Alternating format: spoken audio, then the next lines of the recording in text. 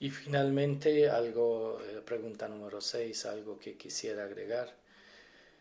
Eh, Básicamente, parte de lo que tenemos que involucrar en todas estas preguntas es la creatividad. Tenemos que ser muy creativos para abordar a una persona, tomando en cuenta que esa persona puede ser un niño de 4 años o puede ser una señora o un señor de 87 años.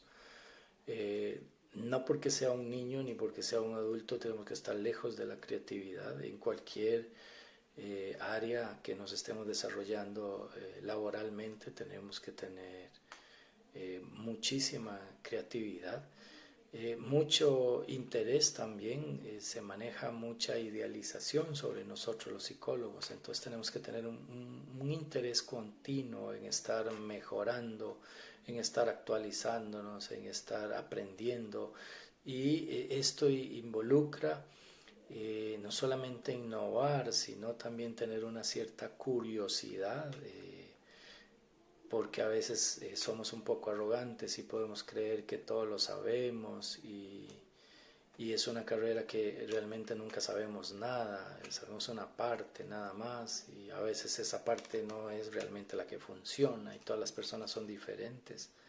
Entonces sí tenemos que estar constantemente alimentando esa curiosidad. Esto muchos colegas terminan la universidad y terminaron de leer.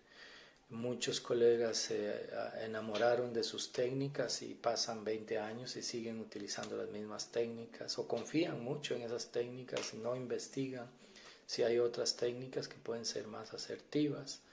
Esto es de nunca dejar de aprender y de estudiar, y sobre todo de reflexionar. Hay que también, finalmente, hay que también tener conciencia de que también ocupamos terapia, que también somos vulnerables, de que también somos seres humanos y de que muchas veces vamos a tener que acudir a nuestros propios procesos terapéuticos para desarrollarnos más como seres humanos y acercarnos más. Y también algo para finalizar: hay que tener mucho cuidado porque la ciencia, trabajamos mucho el cuerpo, trabajamos mucho la parte biológica, bioquímica, neuronal, orgánica.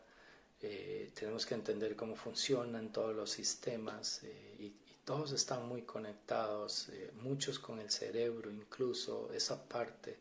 Tenemos que estudiar también cómo funciona la química, tenemos que volvernos muy químicos y entender las moléculas y entender muchos de los componentes y por qué es que se forman los componentes. Por eso hay cursos que más o menos lo tocan en la universidad, pero nosotros tenemos que encargarnos de profundizar. Tenemos que entender el cerebro, que quizás es lo más complejo y por lo cual estamos estudiando esta carrera. Hay que estudiar mucho, pero, pero somos cuerpo, somos mente que procesa la información a su antojo, pero también tenemos un espíritu, tenemos un alma, y muchas veces los psicólogos somos muy dados a creer que somos científicos y todo este asunto, y olvidamos que hay un alma y un espíritu, y a eso no le damos importancia. Y muchas veces los dolores son más por ese lado que por una ansiedad o una depresión. A veces el dolor queda más instaurado, y si como psicólogos no tenemos conciencia de esta área tan fuerte, sinceramente estamos un poquito vulnerables, y sobre todo vulnerables a nuestra arrogancia y a nuestro narcisismo.